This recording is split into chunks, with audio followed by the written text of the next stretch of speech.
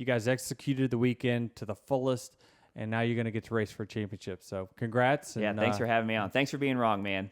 The following is a production of Dirty Mo Media. Hey guys, welcome to Actions Detrimental, the I Told You So episode. I want to thank our presenting sponsor.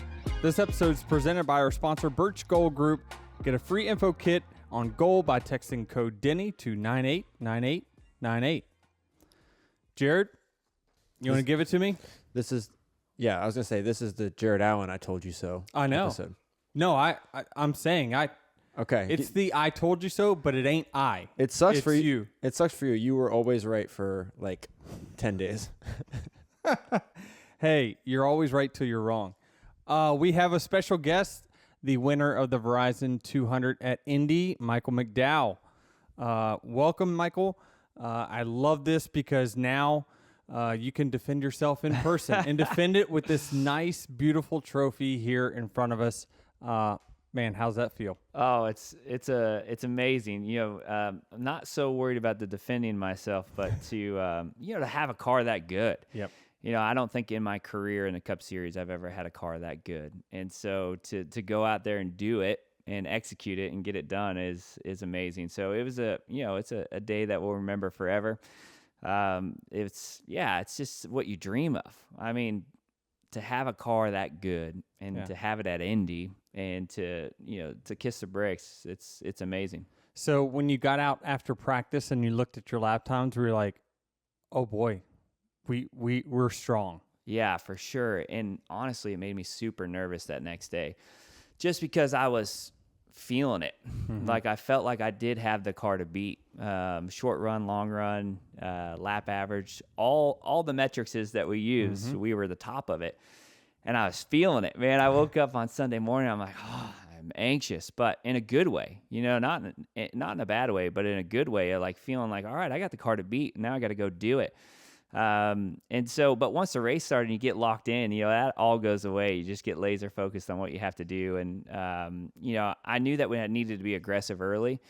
That's one thing that I learned at Sonoma last year. Restarting third, I had a shot to get both Buescher and Suarez on a restart. And I'm like, no, I'm going to let these guys battle it out and wear out their tires. Next thing you know, you sit behind them. Next thing you know, you're 2 seconds behind them with 5 to go and you got no chance, right? Right. So you learn from those mistakes, and so I just knew that I wanted to try to get to the lead early, take control of the race if we had the speed to do it, which we did. And it was a well-executed race on all fronts. Pit stops, everything went great, and it's not every weekend that you have an opportunity to do that. And so for me, it was a big day. It's awesome. I know from in the cockpit and the way that I feel the same way. On races where I know I've got a race-winning car, that's when I'm the most nervous about, don't screw this up. Like, I've got the car, just make sure I do my job, execute great. I mean, you can hope and pray that things go right on pit road or, cautions don't, they fly your way, but ultimately you're just locked in on, let me do my job, right? And it's so hard to just take a breath and do that. How much in the last, I don't know, let's call it 10 laps where you're just like, no cautions, please? I was the opposite. I didn't want a caution, but I was planning on it. Mentally, I was planning on it because it just doesn't happen where you get all the way to the end of the race with no caution, right? And not to say that NASCAR's trying to throw it, but people get sloppy. They get tired. You start locking brakes. You start making mistakes. You go into the gravel trap. Which after the race, I saw AJ go through the gravel trap, and I was like, oh my goodness, that would have been bad. But I was planning on or anticipating a late race restart. And so it was a tough deal because I was kind of trying to save my tires a little bit and drive real straight and manage the gap. But as I got into traffic, he started closing that gap, and I'm like, how hard do I push? I don't want to be in a bad spot if a caution does come out, but it didn't have to worry about it. But I was preparing for it, and I was thinking about it for sure. Go ahead, Jared. I'm just curious. I can't see you. I know. I'm looking at this beautiful brick here. I'm curious, what was your plan for that caution? Because knowing what we've seen at the Indy road course in the past, right now the restart zone was different, but when you go into turn one, it's just all hell breaks loose. Yeah, I think that, so much this year has changed for the better for us as a group. Not having stage breaks, that's a win for us because we've always pitted with 2 laps to go in the stage, try to get track position because we're always in that must-win situation, and these are our best chances to win. So with that, no yellows, no cautions, no stage breaks, and moving that restart zone, I thought no matter what, we're going to be in a good spot because our car was that good. In years past, I'd be 3rd, 4th, go down in turn 1, and the guy 15th wipes us all out, and there's nothing you can do about it. It's Joey Logano. Yeah, at that usually track. it's a 22 on it. Hey, lap 1, did you see that? Locking the rear tires, wiping out a couple guys, but he had an eventful race. He is looking forward to us going back to the oval at that track for sure. But I tell you, people don't understand a little bit about, people think that it's just equipment, right? And that, well, your equipment is, you're the underdog because your equipment's not as good as a Hendrick car or a Gibbs car. But maybe speak to, the deficits that you as a driver face against someone like myself in, information that you get, sim time. Like, talk to us about what do the top drivers get versus what someone like you at front row gets as far as resources, like beyond just the race car. Yeah, so I think that, I haven't been in your shoes, so I don't know. You'll have to tell me how much more you get. But most of the pre-race preparation as far as what to study, what to look at, restarts, who is the best, who is the worst, all that, I do that myself. I don't have an engineer that's bringing that to me and say, hey, I need you to look at the 99 this week because he was the best last year. I go through that data and that SMT and that video and find who is the best restarter. And, That's right. And so because our guys are building shocks and trying to get to the racetrack, Mm-hmm. I don't have somebody dedicated to that. As far as the simulation goes, we have a great partnership with Ford Performance, and we get DIL time, and we're on the driving simulator, but our session's Thursday.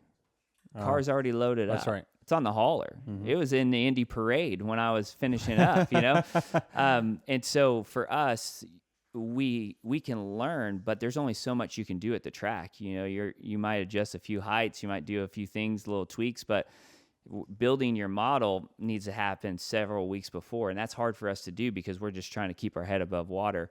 And so some of those things are a challenge, but at the same time, it's what's kept me super engaged. I don't have a choice. Yep. Like if I don't do it, it's not going to get done. And that's been good for me because it's kept me locked in, but it's also kept me a part of how to get better myself, and how to look at it myself and make sure that I'm doing all the things that I need to do to execute at a high level. And, it's like you said, it's not about just having great equipment. Yesterday I had great equipment. I think my car was better than yours, right? No question. And I believe that, but there's so much more that I need to do to be able to capitalize on that moment. And that's what I've always been super impressed with. And I talked to you about this before, is that guys that execute at a high level and do it week in, week out, it's so hard to do. I mean, you can have the best car, but to do what Ty Gibbs did on Saturday, it's still hard to do. He had a dominant car, but you still got to execute. You still got to do everything right. And it's not as easy as it looks. So it was fun to be in that situation and kind of have that pressure on you to do it. And you prepare for it, but you don't know if you're going to buckle, right? You don't know if you're going to buckle under the pressure or not. Yeah, I mean, it is a challenge, and I think that's really where I had an advantage on the field. Now, this is the total guess, but I think that I got into data and analytics on the driving side really, really early. And then it's, all the big teams have it now, like you talked about. Chevy has their program that they're teaching the drivers, what to look for, where you're saying is that, man, I have to dig up all the data myself, and then I go through it and look at it and figure out where can I get better. And so, I mean, drivers are still the number one X factor, no matter how you break it down in the car's performance. And I know how it made me feel, and it's got to make you feel very gratified to see the results from the work that you put in. Yeah, absolutely. Yeah, it's fun, and it's fun to be a part of it. I mean, I have a great spot at front row because I get to be in most of the decision making, which is fun. I'm not an owner. I'm not a manager, but I have the freedom to do a lot of things. in regards to development, in regards to people and who we put in place and what needs to happen. And I enjoy that aspect of it. It's been cool to build something and be a part of building it. Is Coke Zero Sugar the best Coke ever? I know that's a bold question, but it's got that irresistible taste to back it up. Well, when you've got an irresistible match like zero sugar and 0 calories, something sensational is bound to happen. It's like when me and my co-host Jared team up to make a podcast. It's too bad you can't taste with your ears because Coke Zero Sugar tastes so amazing, it's hard to put it into words. But hey, that's my job, at least on Mondays. You'll have to taste it for yourself. Coke Zero Sugar, the best Coke ever? I got a question about that sim time. You mentioned that your sim time's on Thursday. Does that mean that when you unload at the racetrack, more often than not, you have more work to do than a guy that may be in Denny's shoes? Like, is the car not, like we've talked about, like Truex sometimes just unloads really well and it's just great all weekend. Does that typically mean that because your car is already loaded and off to the track on Thursday, that you might have more work to do than the next guy on Saturday with the hour of practice? I don't think it's so much more work as it is maybe some of the gains that we think that we found on the simulator that we're not able to apply to the car that week because the car is already there, right? So there's only certain things that you can do at the racetrack before you present your car in tech, right? So if you're out there, you can't change the geometry, you can't change the camber. There's a lot of things you can't change, before you roll through inspection there. So, but it just means that we have to be buttoned up. We started Indy 2 weeks ago. We started Watkins Glen last week. And so we're ahead of the game to make sure that we can utilize that time well. And so, yeah, there's just certain challenges, right? Like there's so much that I could go into. Like we use a generic aero model. We use a generic tire model. It's not always right.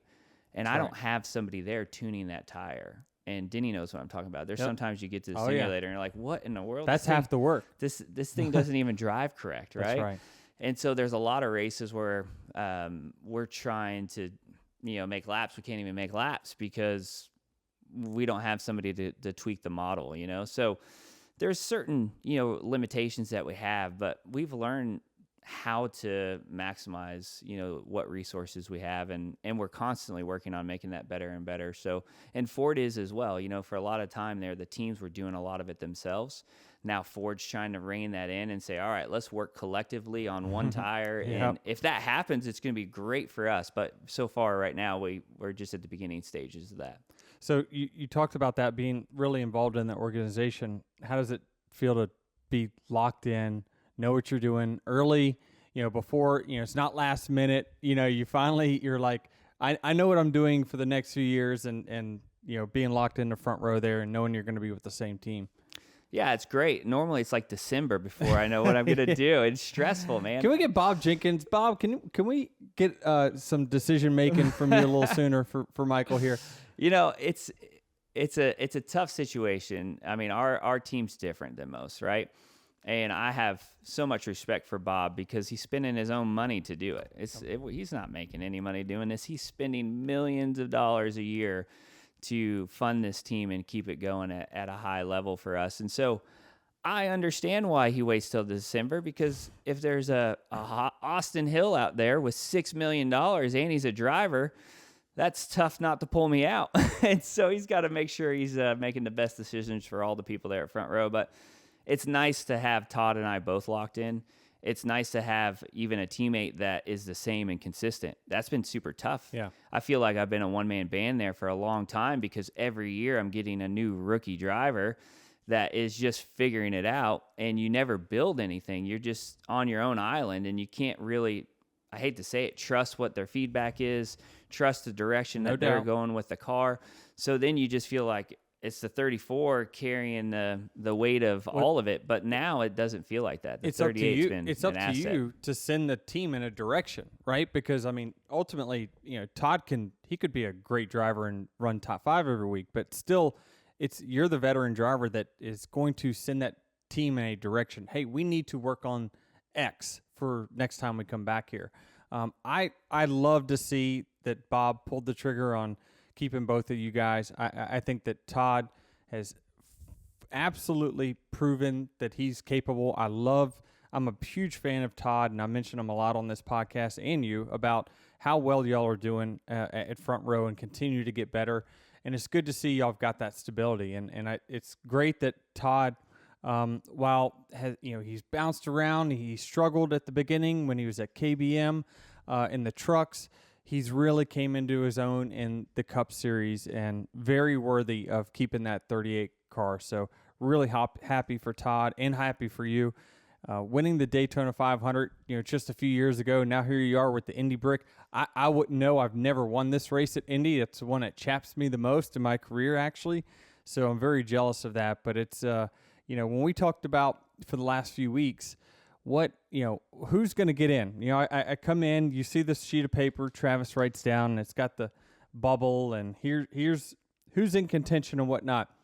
That's where we saw on social media the debate between me and Jared on who's going to get in. Oh, I know you just can't wait. I know you can't wait. So let's just say I am a numbers person. Yes, you are. I love percentages, knowing my odds at all times.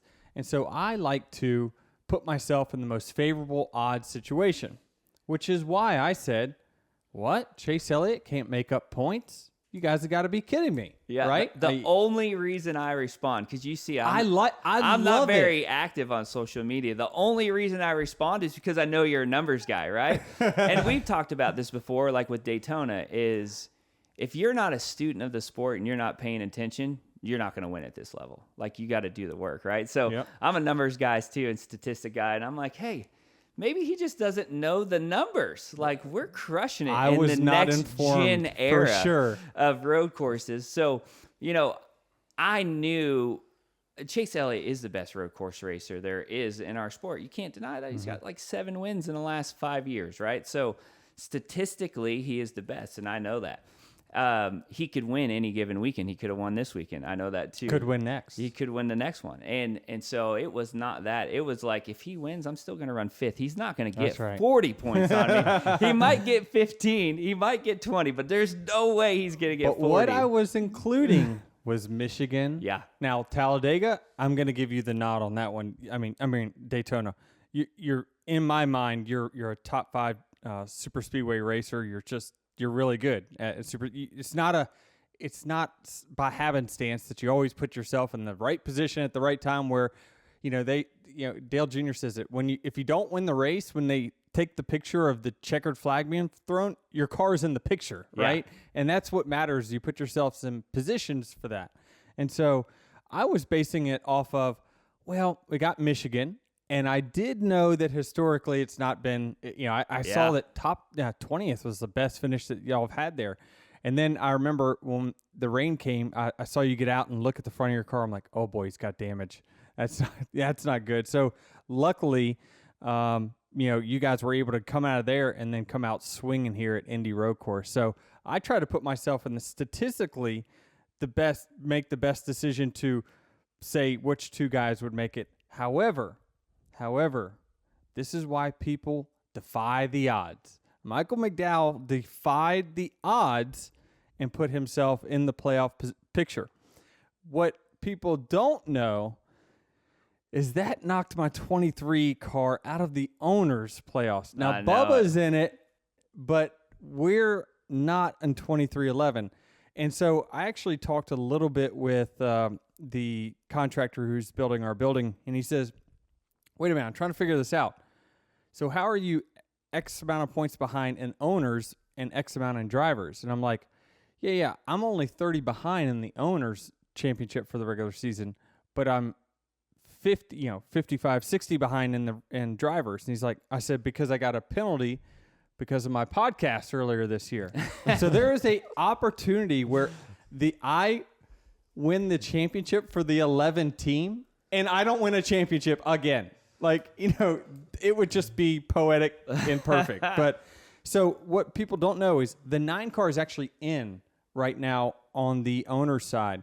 I'm trying to get it pulled up here. This is all very interesting because I feel like he wanted me to explain. He's like, I don't understand who's in, who's out. Like, it's not really being talked about that much. So right. Bubba is, okay, I'm going to try to do it on the fly here.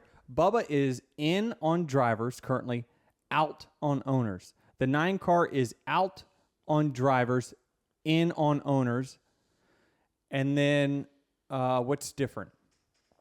What's different? What am I missing? The 48's closer to being in on owners than they are on drivers. But you're still ahead of them. Correct. Yeah, it's still, I think he's got probably 30, man, that's uneducated, but 30 or so on the 48 team, maybe less after this week. And at the top, you're closer to Truex for the regular season championship on owners than so we could end up with, best case scenario, if I gained 30 on Truex over the next 2 weeks, then we could end up with more bonus points on the owner side than I have on the driver side. So that was a scenario that actually played out for the first time last year with the Hendrick team, where Kyle Larson's car, if I remember right, Kyle Larson's car was eligible for the Owners' Championship at Phoenix last year. So he was still racing for, and by the way, that's how we get paid as ownership, is by the owner's points, because it makes it to where if Michael gets sick or something like that, or has an injury, he's able to, that team doesn't get penalized monetarily because of that. So that's the right way to do it. The drivers, of course, get all the fame, but as the owners, I'm going, oh no, ouch. So we got to get Bubba in. He needs to win or gain a bunch of points on one of those guys. I think it's probably the 9 car that's the next ahead of him on owners. So it is very difficult sometimes to understand.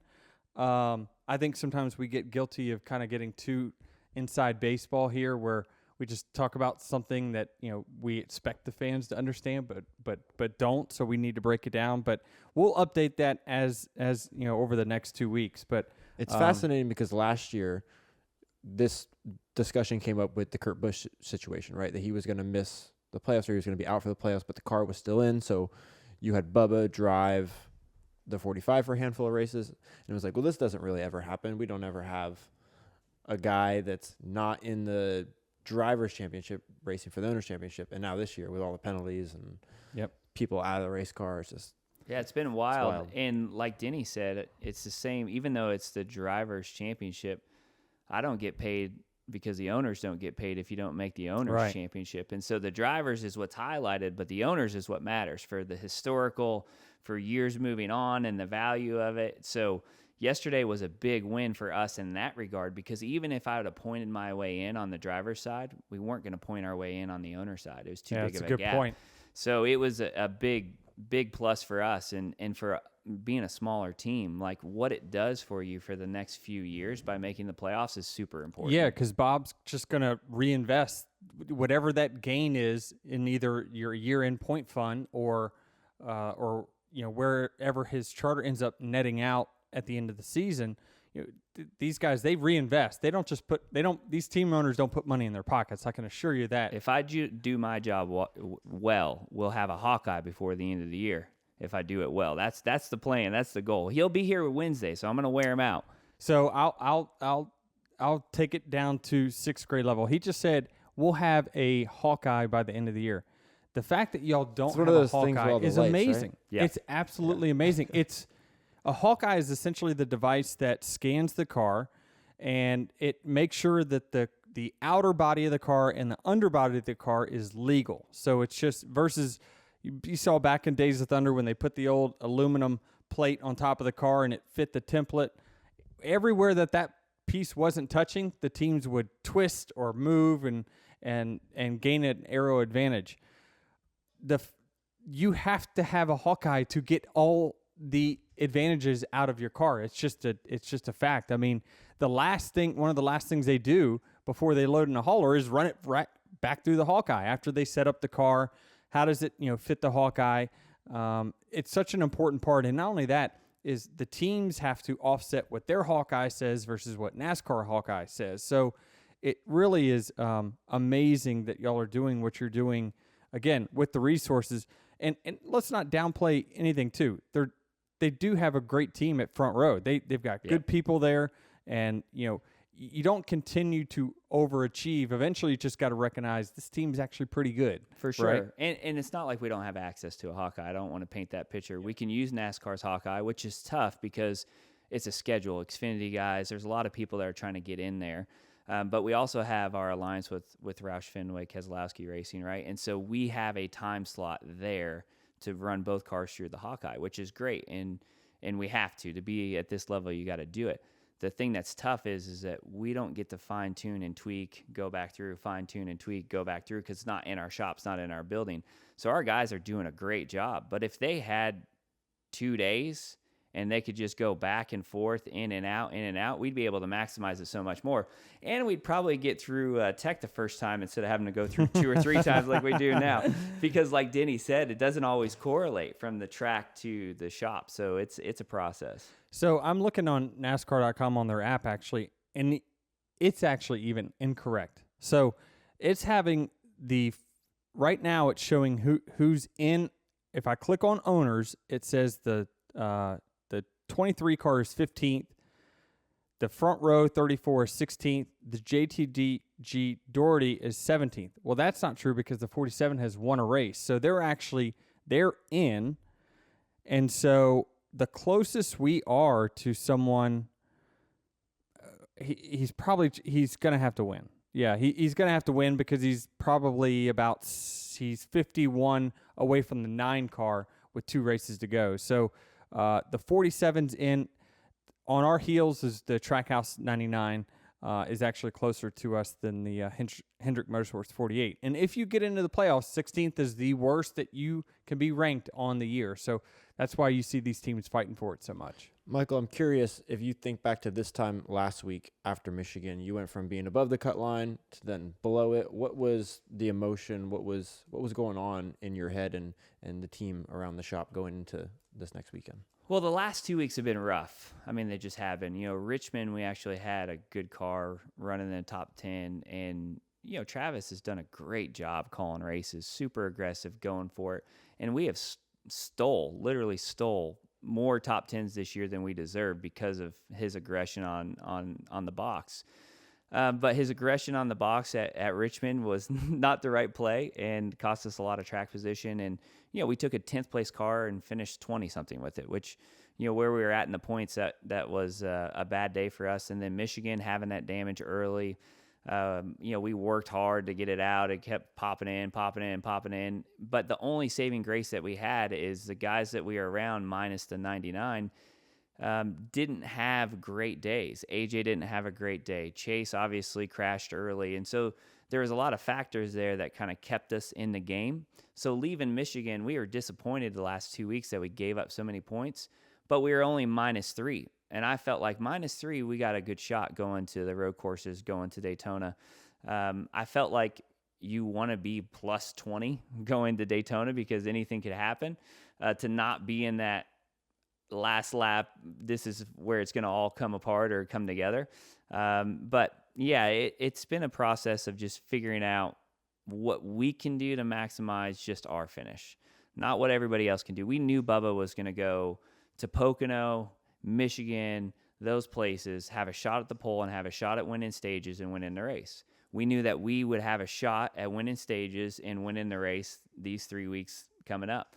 And so we knew it was going to ebb and flow. And, Bubba did a great job executing those 3 weeks. And, I mean, he was like 50-some points ahead, right? And we're like, oh, man, we are going to have to kill it. We're going to have to crush it to make that up. So the win definitely helps eliminate a lot of that stress because I think it still would be a challenge.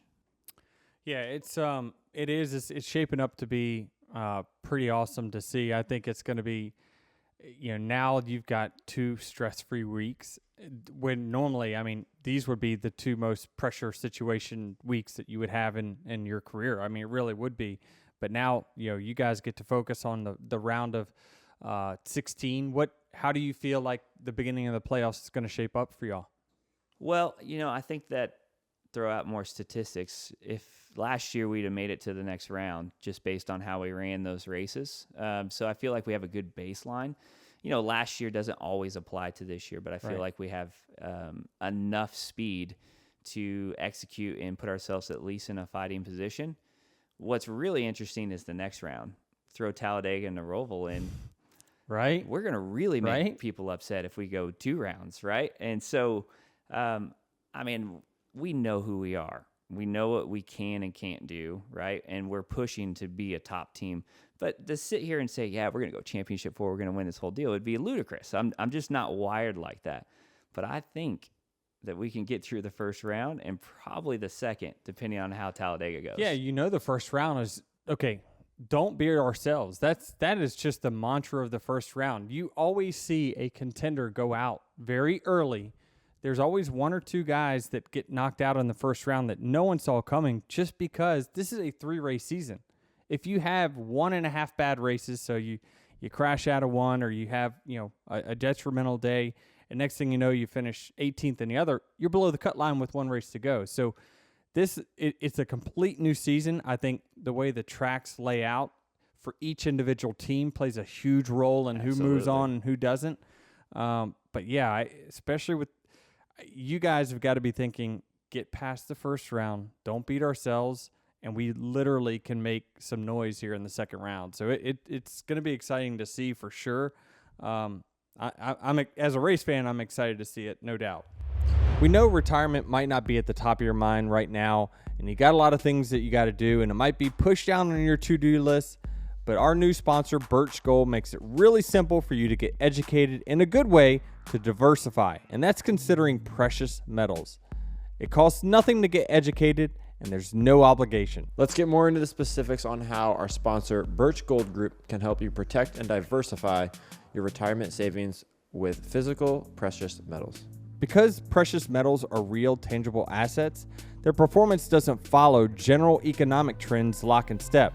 The metals are in your possession, and you don't need to be accounted for by any institutions. Because they're finite, they have unique growth potential, and many analysts believe today's prices are at a bargain.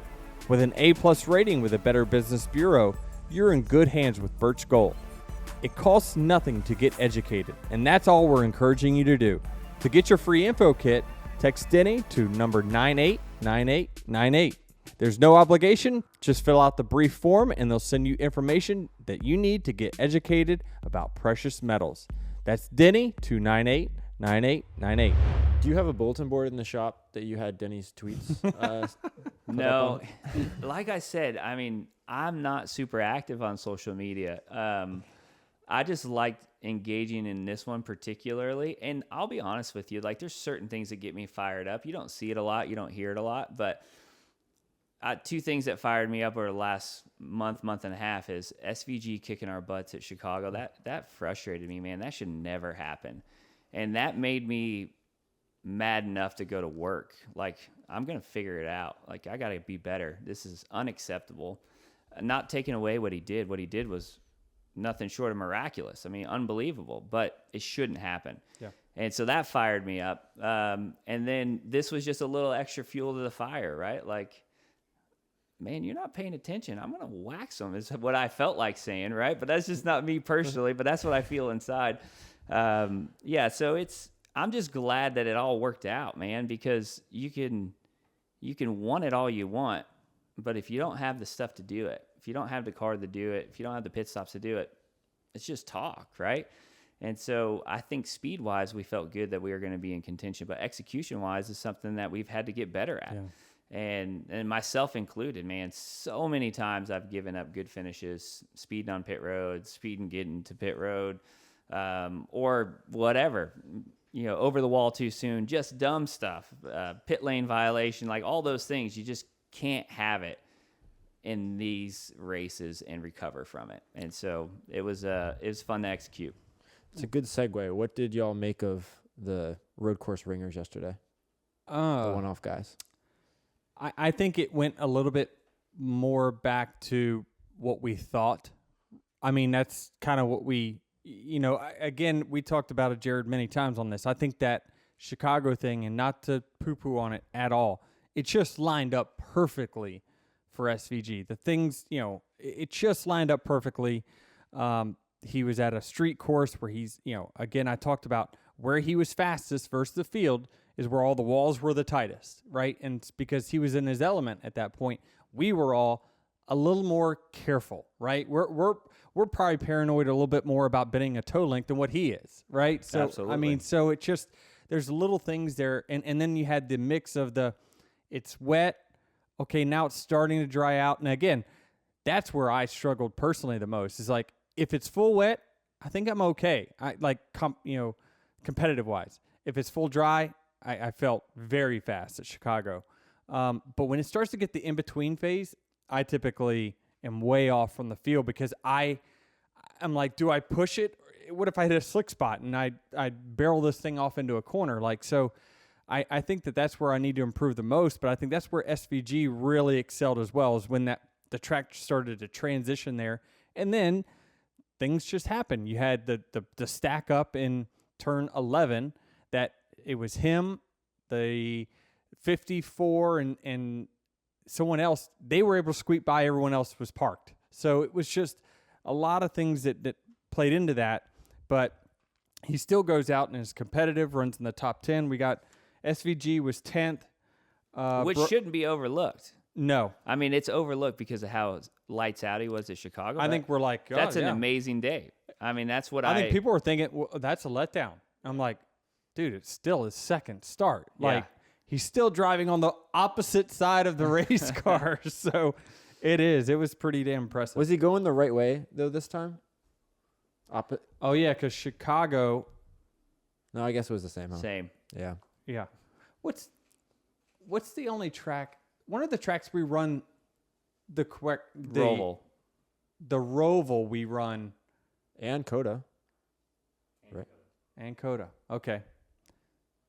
And Sonoma. I wonder why I'm not better at those. Got to think about that.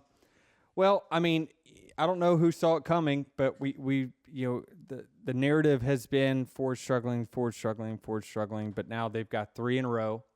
And not only that, they also won the truck opener with Ty Majeski. Man, I don't know what they've figured out on the short tracks. But, I mean, listen, he's a great short track racer anyway, but I believe he deserves his due that, just a fabulous performance. How they, ended up messing up Richmond, I have no idea. I mean, I've never seen a truck that much faster than the field. I don't think I've seen a car that much faster than the field in over 10 years. Now, it used to be when we had trick cars, spindles, bodies, all that stuff. You would see a car. I remember my car at Richmond when we led all the laps until we blew a tire with 13 to go. That was one that was super dominant. But I'm watching the lap times and I'm like, there's no one even remotely in the ballpark with this guy. So, and he came through the field.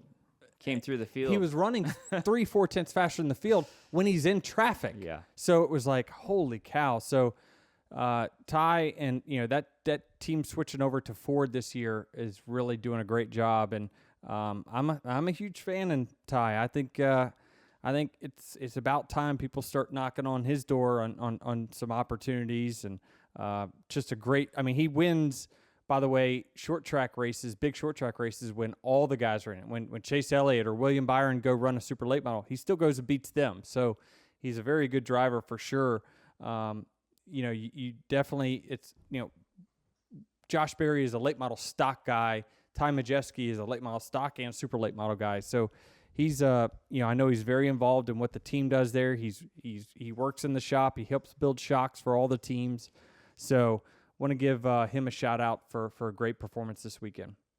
Looking at that race yesterday, what are your guys' thoughts about racing in a race that goes for green as long as it does like that? So I was gonna ask Michael about this because we talk a lot, and I'd say probably me and Michael are the most vocal when it comes to the drivers and what do we need to work on for the future, and with Jeff Burton and that whole council. I think that it's certainly it's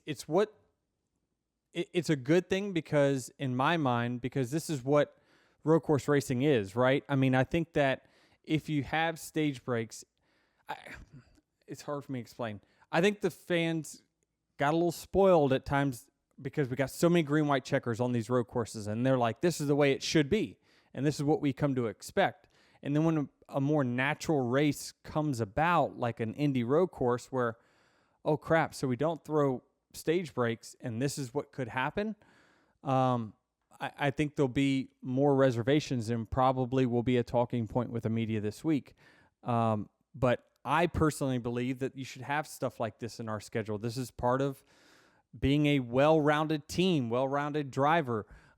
We have enough of the fabricated stuff in other racetracks, so let's keep it to a purist, at least, any opportunity we can. I agree, and I could see both sides. I mean, I know Yes. for the fans, it's way more fun to see us 5 wide and stacking up into turn 1 and having that happen over and over and over again. It creates some drama. It creates, guys that were running 10th now have a shot at it.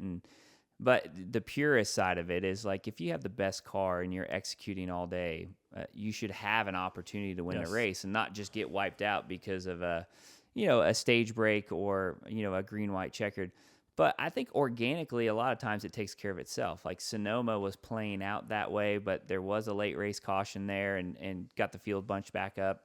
I'm surprised that there wasn't, a caution. I mean, we saw the potential for a caution, right, with AJ obviously and a few other guys.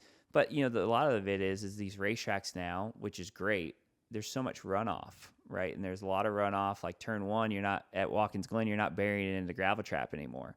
There's a lot of runoff. If you make a mistake, there's some forgiveness, which is good because it's safer for the drivers and better for the team owners because you're not having to replace center sections and clips. But at the same time, it's taking away some of those opportunities for us to get, all back together and have some excitement. But I like it. This is how I grew up racing, is that if you were the fastest guy and you didn't make any mistakes, you won the race. And the road courses have been difficult for me in the past in particular because I'm just not wired to shove it in there 5 wide and wipe somebody out if I'm not actually trying to pass them.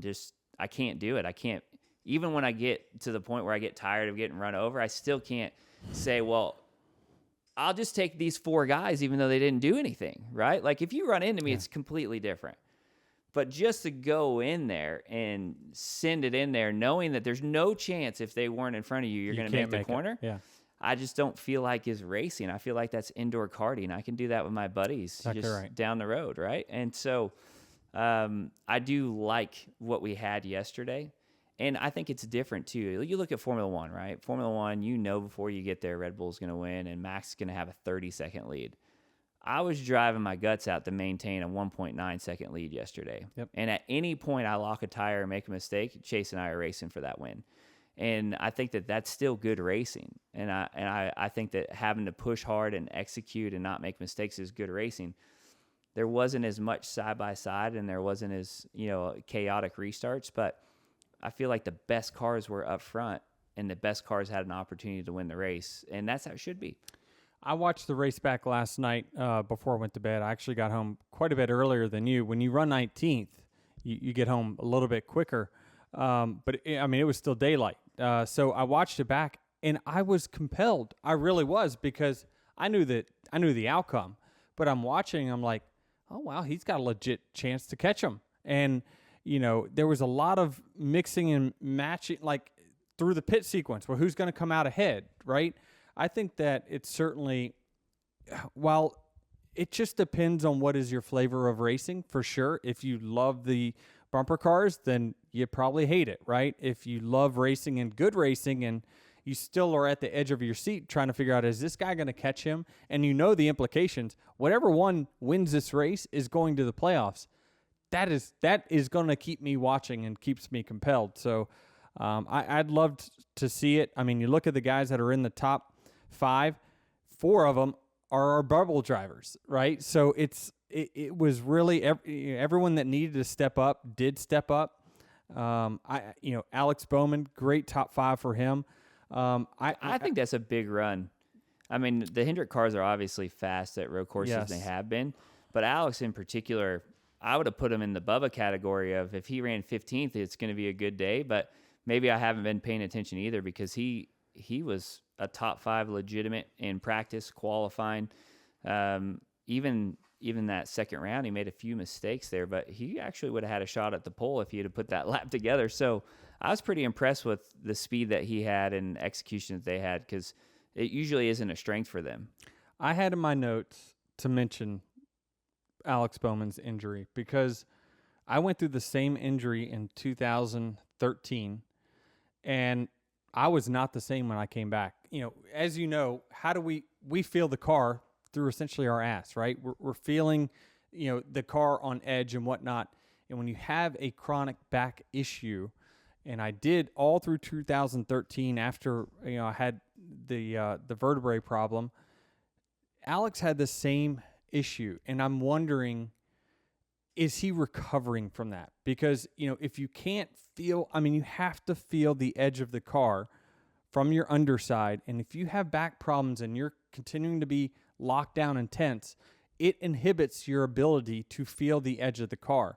And are we not talking about this guy is coming off an injury that is significant and is significant to what we do? So I remember 2013, I didn't win a race till the very last race of the season. I got hurt early on. It was the third or fourth race of the season. And, I'd gotten used to winning multiple times every year. And it took all the way to the last race of the year at Homestead for me to win. And it was because I finally got to feel the car towards the end of the season. So I'm wondering if we aren't talking about, enough about, and Alex probably isn't going to make excuses, right? So I think that I think this might be a good indication that he's getting healthier and he's starting to get in a better place. Is that even more significant with how many road courses are on the schedule now? I'm in my head, you're like going back and forth, right? So yeah, your back and your spine is moving more. Sure. I mean, there's, for me, it's my left side that chronically bothers me the most. A lot of it is because, when we're taking right-hand turns, my left side is the side that's holding myself up in the seat.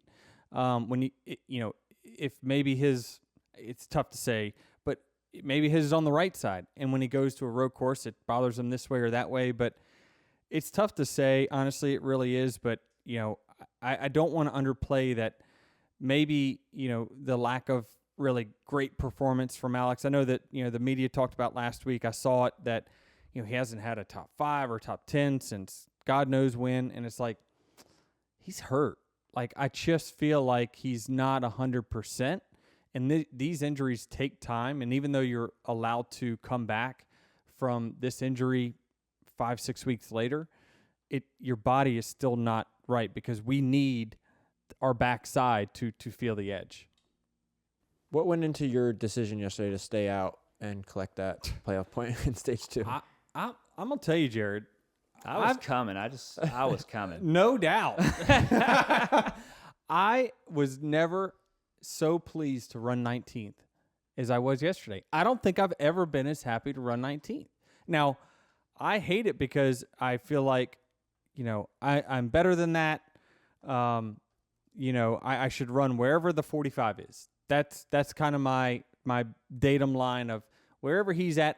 That's what my car is capable of doing on the road courses. But we saw that we didn't have the speed, and the team says, how can we get out of here with the most points possible? If we finish 27th and risk it to try to win a stage, well, who cares? We're going to finish 18th, 16th anyway. And for us, we're only racing the 19 car from here until the playoffs start, for the regular season championship. So, Truex, I never saw him all day, and we finished 2 points behind him on the weekend. So it's like Chris and the team just did a fabulous job of getting us that stage win. And again, we just went long and didn't pit until the end of the second stage.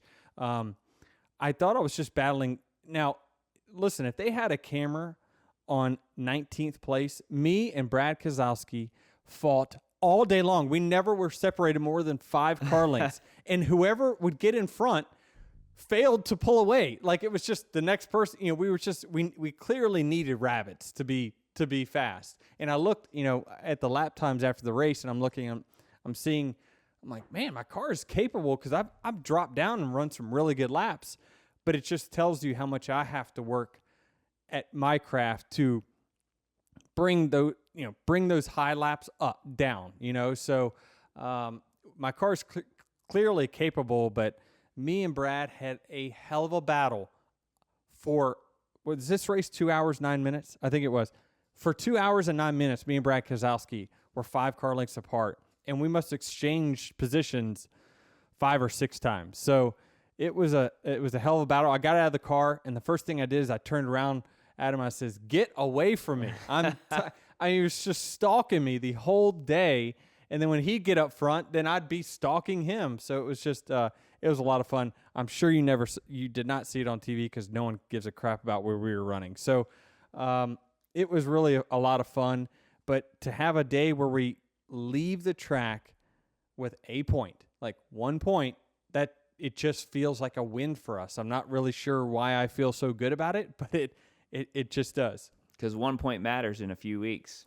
I mean, for the last few years, the wall ride at Martinsville, the Chastain, I missed it by a couple points. So it does. It always seems to matter in the last, round or so. So it's cool that, that happened and we were able to get a stage win and some stage points. But my team was just, it's one of the benefits, Jared, of running badly.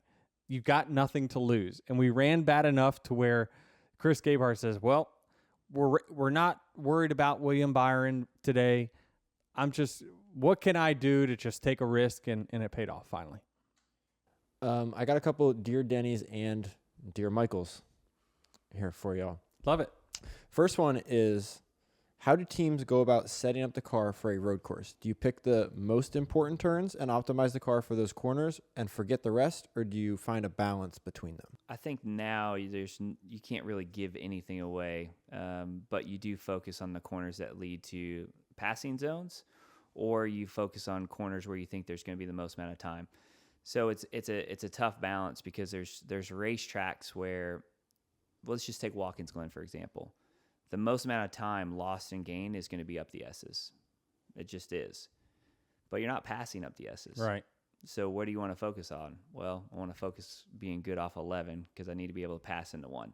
And so you have to prioritize, what you think is going to be most important. I think the next gen car is a little bit different for that. The old car was more tricky because how soft you could run and aero platform versus grip, where this next gen cars is a little bit more straightforward, but definitely focus for me. The focus this weekend at Indy was getting off of 14, which we were dynamite. And that's what helped us be able to take the lead. That's what helped us to defend passes. Now we struggled in 13 because of it, but I knew that 13 wasn't an issue. It was all about 14. Mm-hmm. So you do think about it that way. But you can't just be terrible anywhere, because if you have a weakness, you're going to get exposed. And so, yeah, it's a balance for sure. Yeah, especially with the old car, like you talked about. If you want to gain time to qualify best at Watkins Glen, used to be back in the day, yeah, you gain through the S's. Well, likely if you get your platform right through the S's, it hurts your braking capability in the high braking zones, such as, into the bus stop there and then into turn 1. But it is a little bit better with the next gen for sure. But, I agree with Michael that you definitely have to realize where's the greatest amount of passes done and what's the corner before that, because you need to be good there, because you're going to have to defend, and you're also, if you're going to make a pass, you have to be able to carry it in deeper than the guy in front of you. So I agree with that. This one's for Denny. Would it be plausible for Trackhouse to move SVG straight into the Cup Series without a third charter, disregarding his inexperience on ovals? What's the definition of plausible? I mean, I guess that's up for you to decide. Is it the smart thing to do? No. I think that he's certainly needs more oval experience. He's certainly a very capable race car driver. And when we go to these road courses, he's going to put himself in the conversation to be a contender.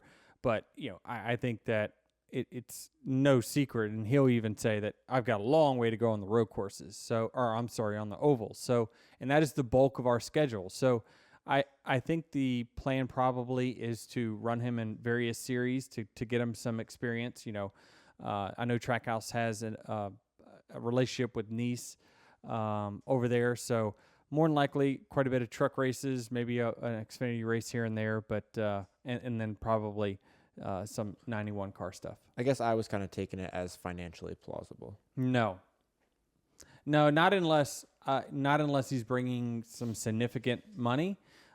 Just simply because the non-charter cars just aren't allowed to get in the prize pool that the charter cars get into, which is why it's so valuable to have a charter, is because it gives you access to a pool of funds that others do not become a part of. Got it.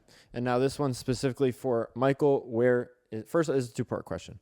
Where is this trophy going to go? And then secondly, are you sad now to see us go back to the Indy Oval next year? Not sure where the trophy's going to go yet. I am sad about not being on the road course because selfishly, road courses are good for us, right? For our team and points and everything, not just because we won, but because they're our strength. But at the same time, I totally get why everybody wants to go back to the Oval, and just the prestige of the Brickyard, the historical value of it, the coolness of it. The road course is not that. It's just not. You can cut it up any way you want to, but it's just different.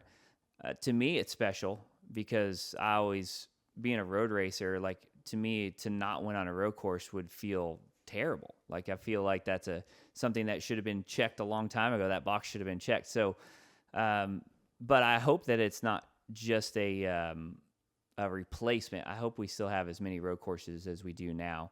And I think it's a good mix right now. But going back to the Indy Oval with this next-gen car, there's a good chance it'll be a decent race. And it'll be better than what we've had in years past. But everybody knows that it's not going to be a too wide the entire race, lots of passing. It's still going to be the best car out front. It's going to be, a challenge to pass at times. But I think that this car deserves a shot at it, and I think that for the sport it's good to mix it up. I don't think we should do the same thing over and over and over for 10, 20, 30 years. We could keep mixing it up. Daytona Road Course was a great mix. I thought that was a fun track. I thought it was a fun race, put on a good show. Fans That's actually one of my very favorite road courses. I don't know why, but maybe because it was somewhat basic, but the Daytona Road Course, I really like that track. It creates a lot of opportunity. You got banking, and you can get the draft, and you can. I mean, it's just a fun, tight technical in some spots, high speed in others. Chicago Street Course I thought was awesome. It was a lot of fun, and it fits this car well. Our old car, it'd be impossible to even get around that track, let alone put on a good race. So I think that the sport's doing a good job of mixing it up, and I'm not terribly upset that we're going to go back to the Oval. It's a special place, and we should be racing there. Where do you have your Harley J. Earl trophy at? Yeah, so right when you walk in the front door, there's a little foyer spot there that it sits. It's a perfect spot for it. Now it's one of two trophies in my house. It's got a brother. Yeah, so I have not kept any racing stuff my entire career. Now, I know fans are going to be like, yeah, well, you've only won 2 races, but I've won hundreds of races throughout my career, just not in a Cup Series. Right. But I've just never kept anything. Like, my brother has a lot of it. My dad has a lot of it. Friends, family, sponsors. So you go into my house, now there's only 2 trophies, but that one I'm going to keep on display for sure. Well, if Netflix has proven anything, is that you don't have to win to have a trophy room, because Kirk Cousins has got himself an elaborate trophy room. I know. I'm catching up on it. I'm on episode 6 or so. It's right before they lose the playoff, so don't spoil it for me. Well, appreciate you taking the invite to come here. Congratulations to you and your team. It's just a huge accomplishment. Great job of wheeling the car, man. I mean, no mistakes. You guys executed the weekend to the fullest, and now you're going to get to race for a championship. So congrats. Yeah, thanks for having me on. Thanks for being wrong, man. I love it. Yeah. Hey, I'll be wrong as long as the underdog wins. So great job. It's awesome. Thanks. Hey, before we finish up, do you go into Watkins Glen now? Balls to the wall, just win the race because you need playoff points? Yes. Yeah. Yep. But really, I went into this weekend like that. It didn't really change. That's one of the things I was worried about for Sunday is Saturday I unloaded on kill. I mean, I did. 10 laps, I was huffing and puffing like, oh, man, I'm going to need to breathe. I mean, I did 10 qualifying laps. And I was like, if these guys have pace and they were just running 90%, I might not be as good as I think I am, but I feel like this car is like that. You just have to stay on it. You can't really ride. You got to push the brake zones every lap. But one thing for Watkins Glen, Travis Peterson and I will have a good conversation tomorrow, is we have been wanting to try a different setup for quite some time, for Watkins Glen in particular. And we've joked all year long, hey, if we win Indy and we're locked in, we're going to try this. I'm going to be hard-pressed to change a whole lot from Indy going to Watkins Glen, knowing that we got, had a dominant car. So it'll be a fun conversation tomorrow. But yeah, we need to go score stage points if we can. A win would be awesome. But at the same time, it's going to be, I can push it a little bit harder and challenge myself to maybe get a little bit better in some of the areas that I feel like I'm still weak at, and not feel that pressure. If you make a mistake, you're going to look stupid. Awesome. Well, good luck to you, and congrats again. And very envious of this beautiful trophy that we had. Thank you for bringing it, and yourself as well. So thank you. Make sure you guys tune in next week after Watkins Glen, and we'll see you then. And remember, leave us a review. This nice review came from Shay Washbird. I've been a NASCAR fan since I was a kid. My favorite driver was Jeff Gordon. Since he retired, I haven't followed a driver until this year. 11's up. Must listen every Monday. We'll be in Phoenix and hopefully get that championship. And if you don't know, you can follow Michael McDowell on social media at Mick_driver. There was a debate a few weeks ago that someone had said oh, no one calls it was a debate about your nickname. I think Jeff Gluck was having it with somebody. Oh yeah. McDizzle's what it was about. Yeah, which it was all true what Jeff Gluck said. He was right. Just nobody believed him. It seems like we're getting a lot of Hendrick fans that are, a lot of these reviews come from the Hendrick fans, right? And my next question is, when it says 11's up, is it are they giving me the thumbs up or the, two birds? What? The two birds. Two birds, yeah. All right. So, well. That's like your thing now. All right. Well, thank y'all. Make sure you leave a review for us, and we'll try to get them read here on the air. So thank you, and we'll see you next week.